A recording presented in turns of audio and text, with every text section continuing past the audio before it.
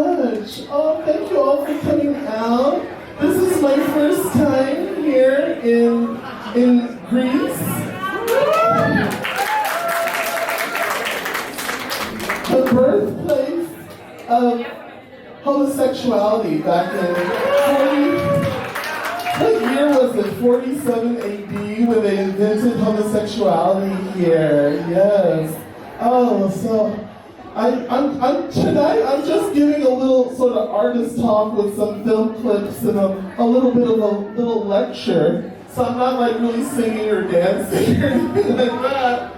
But it's so hot in here. I just hope we can get through it.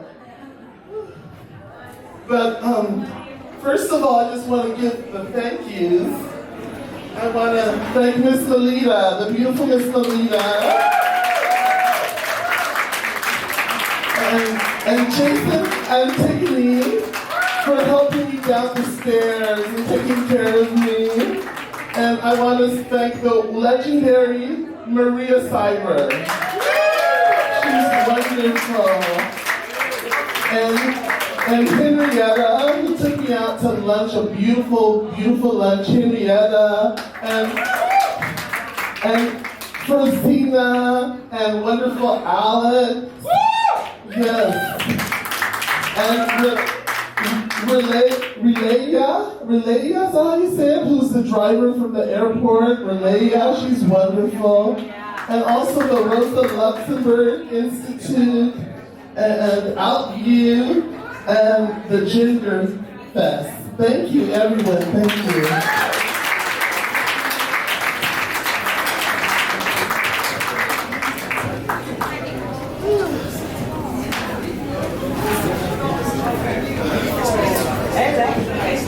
Sassafras, Cypress, and Indigo is a title I stole just because I love the way it sounds. From the African-American writer Ntozake Shange, who also wrote the Obie Award-winning 1975 play for colored girls who considered suicide when the rainbow ain't enough.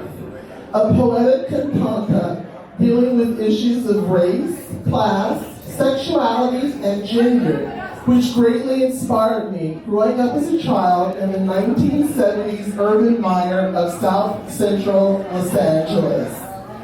Seeing a production of the play Colored Girls was pivotal in my development as an artist and led me to writing, producing, and directing my own guerrilla-style stage and film work with the performance and music group The Afro Sisters, starting in 1978.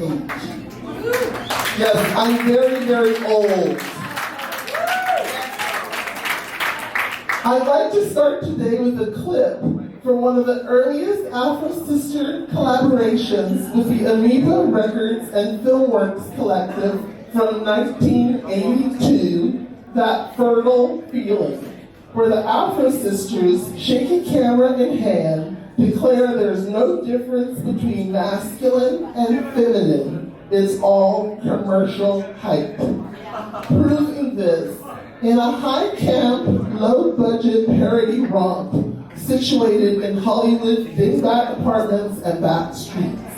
Freaky misfits Fertile LaToya Jackson and Vaginal Davis handle birthing, driving, and watching porno with equal elan. So Alex, if you could show the first clip from one of my earliest underground video films, Fertile LaToya Jackson from 1982, before any of you were born. No, you weren't. No, you weren't. Hey, welcome aboard the funk train. Destination funk. Fertile, you are always pregnant. What is the story with you, girl? How many babies can you have in one set? I just have one at a time.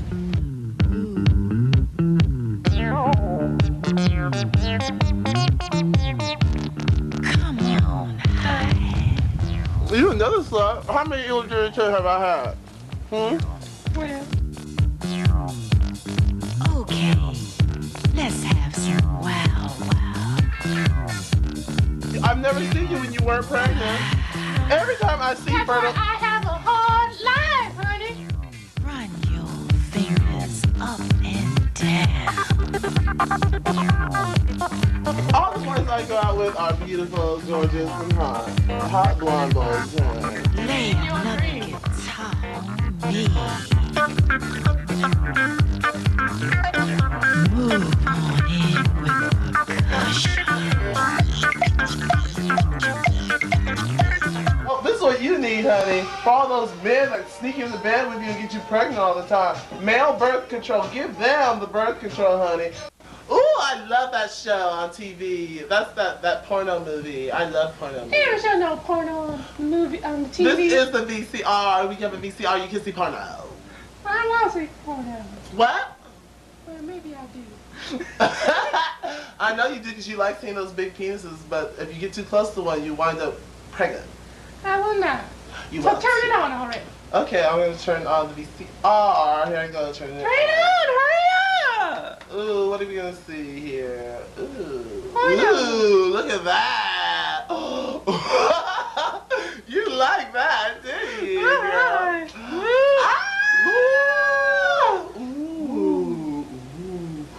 Ooh. Porno.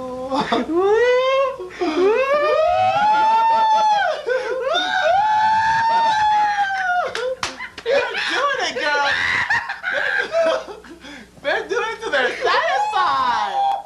Woo, I got this. Look at that. Don't change it. Don't change it.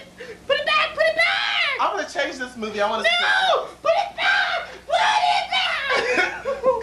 You act like you've never seen people doing it on a movie before. But never on my TV. Well, honey, you never had a VCR before. Now you're a rich black girl, honey. Now you can afford to have a VCR. Ooh, and you can see. How'd you know? My water broke. What do you mean your water broke? My water broke. Calm yourself down, Fertile. Calm down. What are you talking My about? water broke. What water? My placenta water. Your placenta water. Hurry up! Get ready! Get me out of here! Get me to the hospital! I'm in labor! The baby's coming! Oh my God! What am I gonna do? You gotta drive me to the hospital unless you want to have it right here on the kitchen, on the VCO with the porno people. You don't want that kid Oh my to be goodness, where's your suitcase? Because as soon as he's What born, is that suitcase? I know, but hurry up! Oh. Because I'm pregnant and I'm in labor. I got your suitcase, girl. Okay, what else I need? I got the car keys. Oh my. The baby's coming!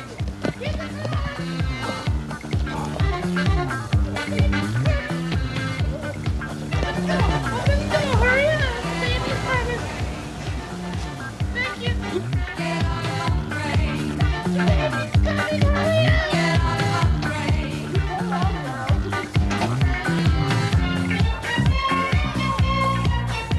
I don't even know how to drive.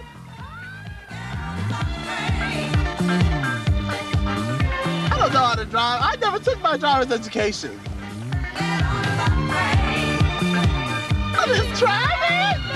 Get me to the hospital! I don't see no hospital. What hospital? The only hospital I know about is General Hospital. Go to General Hospital! I don't care where you go!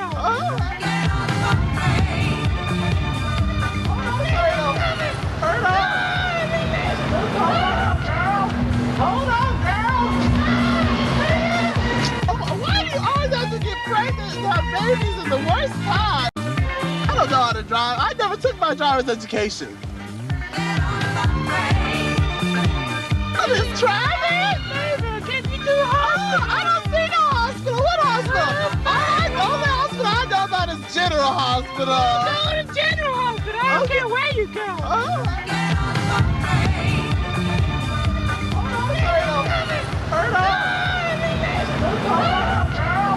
Hold on, girl. Why do you always have to get pregnant and have babies in the worst time, girl? You have to have the baby at new husband's house. I know you guys have this somewhere, Fred. I just hope that man is home. I sure hope so. Honey, I just hope he's home. Hey!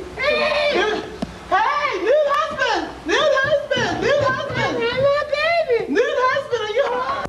Oh, hi, Vaginal. Hi, Fertile. Come on in. Oh, new boyfriend, listen. Fertile is having her baby. She's in labor right now. We gotta use your place to have the baby. They wouldn't let us have the baby in the hospital because she doesn't have any health insurance. Excuse the mess. But please, right here.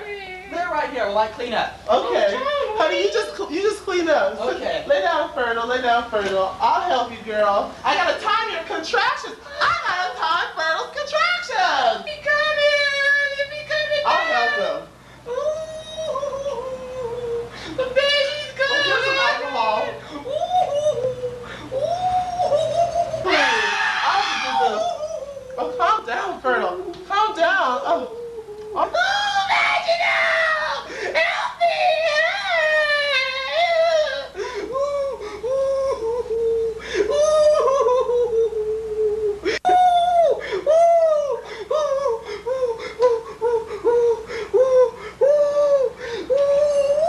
Oh my God!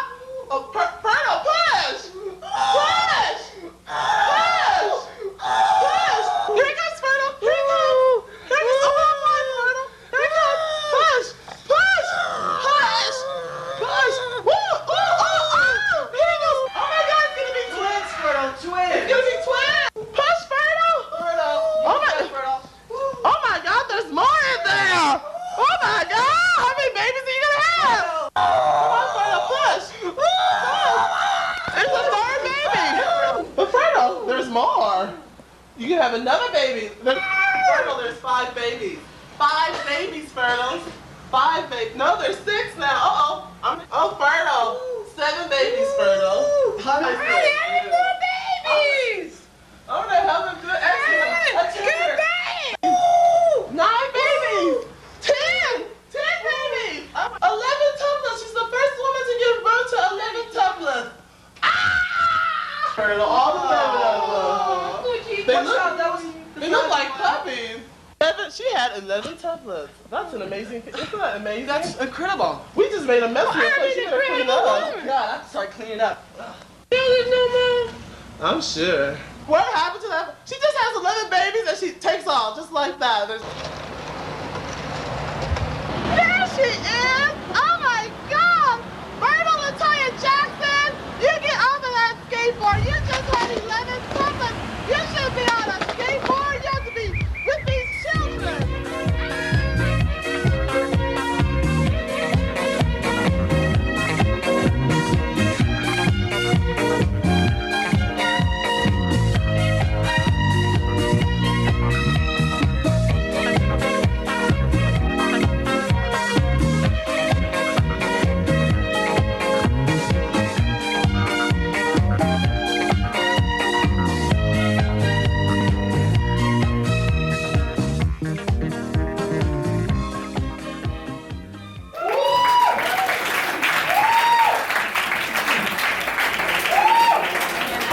Thank you.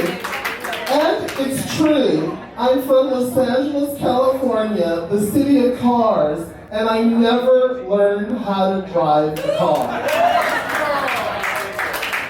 And now I live in Berlin, where you don't need cars. So why should you bother with these stupid gas-guzzling things, you know? That fertile feeling culminates with fertile Latoya Jackson, despite not having access to proper health care, becoming the first woman to give birth to 11 tuplets. After which, she calmly gets up and does what any self-respecting Afro-punk would do. She goes skateboarding. Please take note of this issue of Black queer birthing. We'll talk more about it a little later. With the Afro Sisters, I merged Black screen and music iconography from the nascent Blaxploitation period with the roar and synergy of the seminal West Coast punk rock scene that was raging at the time in Hollywood.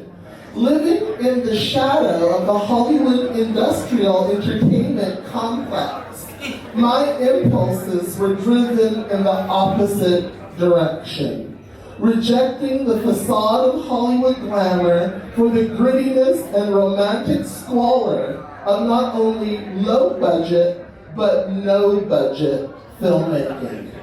I began turning out an array of short experimental films on Super 8 in conjunction with my live avant-garde stage work and journalism as a teenage features writer for the alternative arts newspaper, the LA Weekly. By the early 1980s, I became enamored of video, leaving Super 8 behind, and I started producing, writing, directing, and acting in a series of electronic shorts that would later be lumped in with the Yes LA punk music movement and trespass cinema scene. LA's answer to the downtown New York, no New York, and cinema of transgression movement. Working with my East Hollywood colleagues from Amoeba Records and Filmworks Collective, a ragtag crew of straight and queer malcontents and working class rejects, who like me were critical of the hardcore punk and post-punk scene's homophobia, misogyny, and sexual conventionality, but even more distressed by the mainstream gay world in the 1980s, already becoming increasingly bourgeois and assimilationist. Thank you. My work was built on punk, its homoeroticism and counterculture position, its large-scale queerness being an outsider art expression, but also the undercurrents of homoeroticism, the trajectories of co-option by and voluntary subservience to the status quo, and what it means to be an anti-corporate culture artist.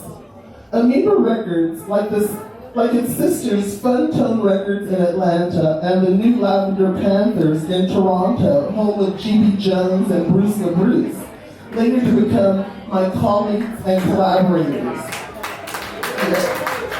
Helped to produce my live stage shows and films released by my musical output with recordings by my mini art band projects, including the Afro Sisters and Pedro, Muriel, and Esther, P.N.E.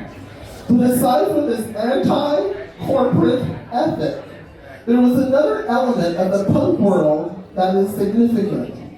The very word punk has its origins in black Southern prison slang, denoting a homosexual or freak provenance. There were so few black figures in the punk world that we were all automatically seen as uber freaks. In England, polystyrene of X-ray specs. In New York, Ivan Julian with Richard Hell and the Voidoids. Jean Beauvoir, the Plasmatics bassist and Ramones songwriter. On the California West Coast, D.H. Pellegro, drummer of the Dead Kennedys. LA's Pat Smear of the Germs, later Nirvana and the Foo Fighters, and my own cousin, Carla Duplantier, the black lesbian drummer with the Controllers.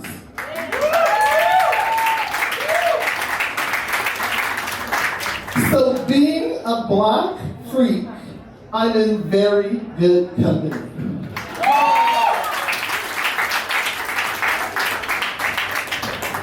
The freakazoid, the super freak, jaw freak, le freak, say chic.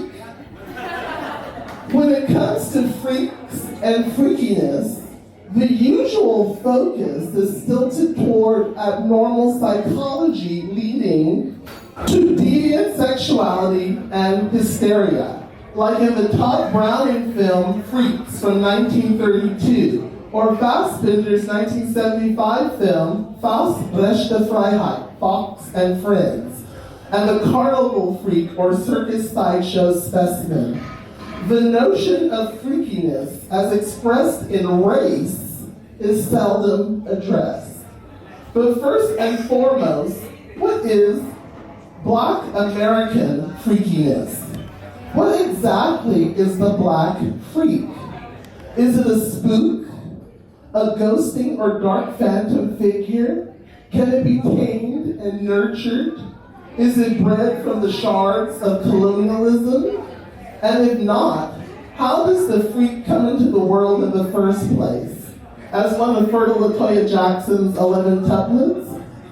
Perhaps you'll find the answers to the question, where does the freak come from, if we acknowledge that Black American expression has been poisoned and fertilized by stereotypes. The freak is a comic take on these stereotypes, on Black eccentricity, the historical weight of emotive notions, weirdness as an act of resistance. As an artist, I've happily claimed ownership of my freakiness. I believe in it. Do you? All of my art projects went on to find first a local, then international cult following via the freaky emergence of the homocore, queercore zine movement. To clarify what I'm calling the freak, I'd like to show you what I consider a freaky scene from my film, The White to Be Angry. The White to Be Angry was made as a set piece with my art band, Pedro, Muriel, and Esther, PME. PME is a conceptual album, also called The White to Be Angry. The album was released in 1996, recorded by Steve Albini, who has also worked with the rock band Nirvana and singer PJ Harvey. The film, released in 1999, is an off-kilter anthology film with a main story that frames 3 other short narratives. And I'm just going to show you a little beginning of the main narrative from my 1999 film, The White to Be Angry. Darling Alan.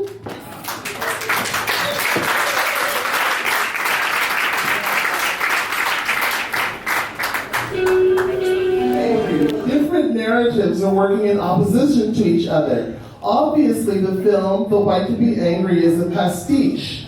The young white supremacist is being indoctrinated by his family, surrounded by right-wing texts and accoutrements. The skinhead is actually played by a real-life suburban neo-Nazi I discovered and wound up performing my own brand of psychosexual conversion therapy upon. But that's a subject for another time. Cut to the skinhead walking his ferocious pit bull dog, an animal favored by white supremacists and also ethnic street gang types. The skin encounters and his cruises a nubile gay black man wearing standard urban street fashion from the late 1990s that looks terribly dated already. The skin is both repulsed and attracted to the Negro. The Negro I present as both a sex object for the skin's lust and the one who also objectifies the skin, who is dressed in a decidedly masculine coda. The fetish of the skinhead, with its floating signifier of domination and submission, since the 1990s became sort of the new gay clone look at that time, which now has been replaced by the yoga hair bun and the beard. The Negro is played by Marvina Johnson, a self-described snow queen, friend of mine who works in the Hollywood movie industry as a special effects designer. Snow queen is a Harlem Renaissance black gay term for black men who are exclusively attracted to Caucasians. A dinge queen, dinge meaning dirt or dirty, is a Caucasian who shares a voracious attraction to blacks. Marvina is not only a snow queen, but has a fetish for skinheads and has worn the skinhead uniform himself as part of a Hollywood gay clique of multiracial skins. When Mr. Johnson lived in the suburbs, he became well known for his proclivity of seducing racist police officers when stopped by them in traffic. His rationale being that the police would stop him so often that he might as well get something out of the encounter if said authority figure, whether racist or not, was attractive. The Negro character in The White to Be Angry is transfixed by his, quote, oppressor and desires to seduce him. The first film segment ends with the skin at home watching TV channels surfing, and an advert for the Black American TV show Moesha pops up. Moesha was part of a series of Black American-themed TV situation comedies that sprang up on the Warner Brothers or WB network, also known in the inner city as the We Be Black network, that came about after the Los Angeles race riots of 1992. Later, the skin continues to channel surf, and the specter of blackness for every commercial he switches to is inundated with black telegenic faces.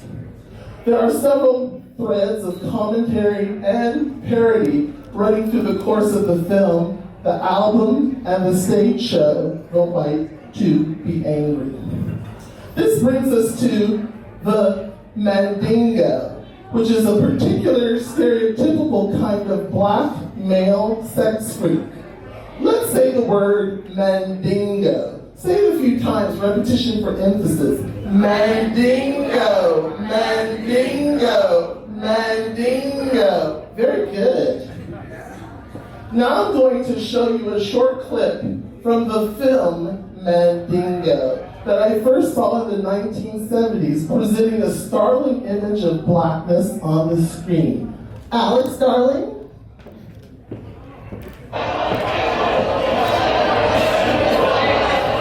Presents a classic image of black, oversexed male sexuality in relation to Caucasian desire in Hollywood cinema. This crucial mix of the dangerous and the desirable. Something you don't want, and according to society, shouldn't want, yet you do want it.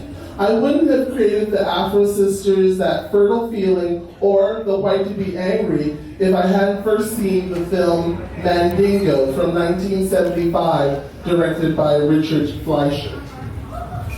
Is the scene that we just watched historically accurate? Who the hell cares? Let's just say it's an actual recreation of an ordinary day in the antebellum American South. At the local yokel slave market. Do we find it shameful that a male member of the Southern ruling class decides that a poor German Witwe Bolte should not be allowed to purchase a strident black buck for her own pleasuring? Who wouldn't want to buy the former heavyweight boxing champion Ken Norton in his manlish prime, radiant, flaming youth in Nubian Adonis drag, portraying Ganymede, or in this film, just Mead for short, lasciviously posed by the closeted homosexual director Fleischer and bathed in glorious golden light by a cinematographer, Richard H. Klein, to look like a statue from antiquity. Obviously, all these men on the screen and behind the camera want the Mandingo, the Negro, for themselves. And who can blame them? As you look at the next clip that I'm going to show from Rudy Ray Moore's 1977 film, Petey Wheatstraw, bear in mind the old joke that queers have to recruit because they can't reproduce, and that butt babies never come to term. In my film, That Fertile Feeling, Fertile LaToya Jackson preempts and outdoes the tabloid sensation, the Octomom, as the ultimate queer birthing freak mama. In Petey Wheatstraw, this subverting of heteronormative procreation reaches new heights with the freaky provocateur. Alex?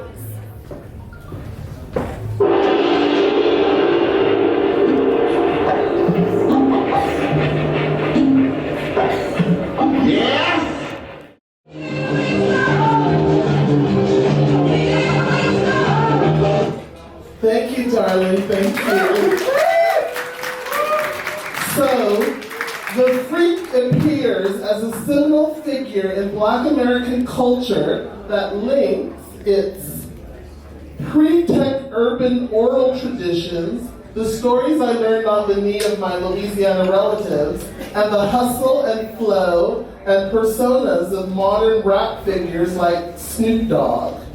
In the 1970s, the super freak was epitomized in the super low-budget Black films by Rudy Ray Moore as the cult figure Dolomite, which has come to straddle multiple adoring worlds with grimy rap fans and rap artists like Old Dirty Bastard from Wu-Tang Clan, white hipsters, and as dry as Melba Toast cultural studies types. Dolomite's profane, ass-kicking character is rooted in Negro folklore and is ripe for both playful emulation and highbrow deconstruction. In my work, I try to link the roots of the Black, gay, and feminist movements in the late 60s and 70s to recognize the parallels, common goals, and mutual influencing of all three movements, as well as militant Marxists in opposition to the dominant white patriarchal elite class. It's well documented that Huey P. Newton of the Black Panthers reached out to his gay and feminist brothers and sisters in the struggle against the white bourgeoisie ruling class. John Genet famously supported the Black Panthers, but when John Genet supported the Black Panthers, it's because the Black Panthers and the Palestinians occasionally gave him a mercy bone. In my film, video, and performance practice, the whimsy of the freak has always been a source that I have drawn liberally from, and as a freak, I rally against the ruling class as freaks have done throughout history. The man monster, Peter Sibley, alias Mary Jones. It's almost over because it's hot in here and we want to like see some music, dance, and drink. So we're coming to a close. We love you! Oh, thank you. I didn't expect there was going to be so many people. I would have I just didn't know. I didn't know. You're amazing! Oh, thank you. The man monster, Peter Sibley, alias Mary Jones, aka Eliza Smith, was an African-American transgendered prostitute who worked the Five Points area of New York from 1836 to 1842. If you ever saw the movie that Martin Scorsese did, Gangs of New York, it brings out that period. But they left out Peter Sibley, the transgender prostitute. They didn't exactly put her in that film, but it's from the same period. The New York tabloids of the era reported the case to an eagerly appalled public. The Herald asserted that Peter Sibley generally promenaded the streets dressed in dashing suits of male apparel in the day, and at night proud about the city in female guise for the purpose of enticing men into the dens of prostitution where he/she picks their pockets if practical. I modeled my look in the performance piece Cheap Blackie, based on the little-known Fassbinder film Whitey, also Pier Paolo Pasolini's Teorema, John Huston's Reflections of a Golden Eye, and Joseph Losey's Boom, after the man monster Peter Sibley. This clip from Cheap Blackie, 2007, with the art collective Cheap, based in Berlin, that I'm in with Susanna Zaxa, Mark Siegel, and Daniel Henriksen. And this is a clip from our 2007 stage production based on the Fassbinder film, Joseph Losey film, the John Huston film, and the Pasolini films. Those films we combined into our own performance called Cheap Blackie, directed by Bruce LaBruce. And it was Bruce's first stage show that he directed. And so this is a little clip from Cheap Blackie, 2007. I don't know if I should tell you these things because they're so personal, and I don't feel I think you get the point of that one. Thank you, Alex. In closing, yes.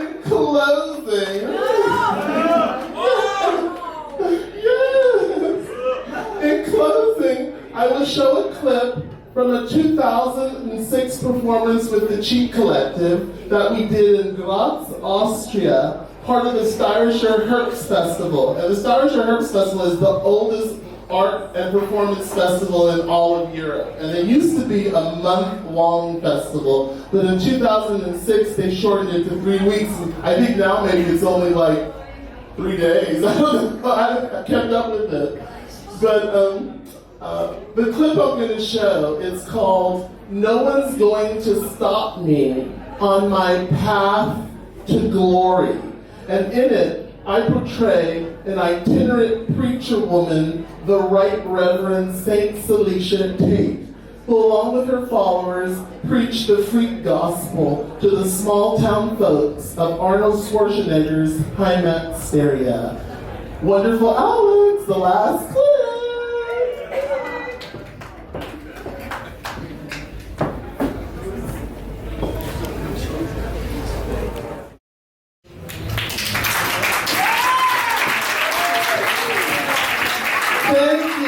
Thank you so much. Thank you. And I tried very hard to learn this closing little phrase in Greek. So let's hope to God, to Aphrodite herself, that I can actually say it without being completely embarrassed. Okay, here goes. Tin Epi Mud Naheke.